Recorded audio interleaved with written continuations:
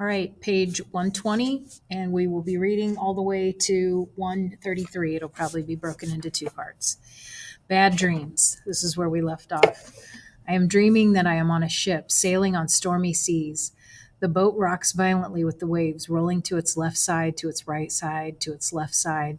In this dream, I somehow know that I am the only one who can save the ship, but I'm so small and the waves are so big. I run to the top deck and grab a wheel to try to steer the boat to safety, but it is too heavy and slippery, and it spins out of my hands. I'm sorry, I scream as the salty sea spray slaps my face. I'm sorry. It's all my fault. I'm sorry. It's all my fault. I am shaken awake suddenly back in bed between my parents. My tongue tastes tears. I open my eyes. It's dark. I cannot see, but I can feel my mother's cool hand stroke my forehead. Shh, she says. Papa is awake also.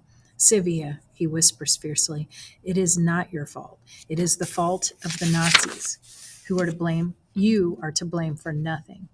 As my tears dry up and mother shushes me back to sleep, I almost believe him. Decision. The next morning, my family walks through the streets carrying suitcases with hundreds of other people, everyone moving in the same direction. Isaac, a shout. It is my father's brother Haskell. And look, there is my uncle's wife Hannah, and baby Isaac, who is not really a baby anymore, but a little boy of 3. My aunt carries him in her arms. Papa and my uncle stop in the middle of the crowd and talk, their hands and mouths moving quickly. My uncle goes to his wife.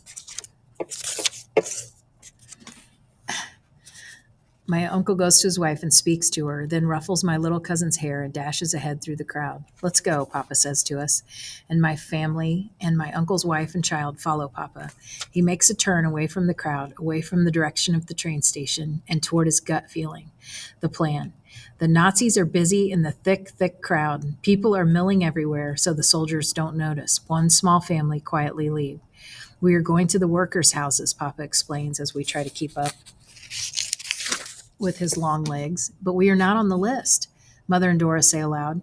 These are the words I am thinking too, but do not say because I am concentrating on making my legs move faster so I can catch up to Papa and hold his hand. Over there are the houses where the workers will live. Papa ignores all talk of lists and points towards some buildings. Sylvia, you wait here with baby Isaac. He waves at the women to follow him to the buildings. We will act as if we are workers, and after we're settled inside, I will return for the children. Papa speaks confidently, and if there are any doubts about this plan, no one voices them. Babysitting.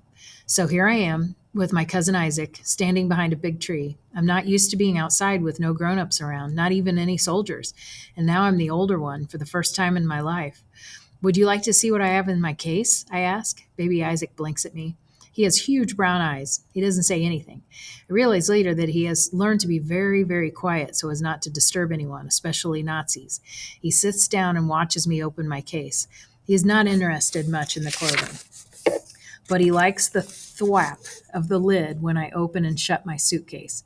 So that is how we spend our time, opening and closing. Thwap, opening and closing. Thwap.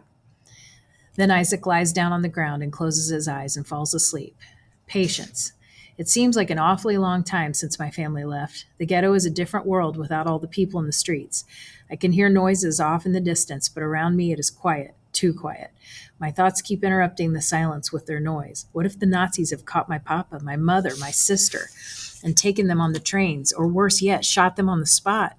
Then I'd be left behind, wondering what happened, maybe never finding out. I cannot just stay here forever with Isaac. But Papa said, don't move. Wait here. More unwanted thoughts creep into my brain, things I have tried to forget. I once saw a man being killed out on the streets. Bang, bang.